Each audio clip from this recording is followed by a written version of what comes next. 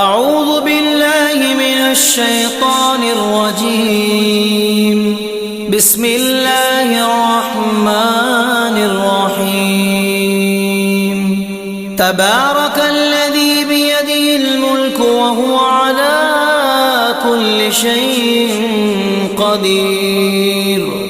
الذي خلق الموت والحياة ليبلوكم أيكم أحسن عملا وهو العزيز الغفور.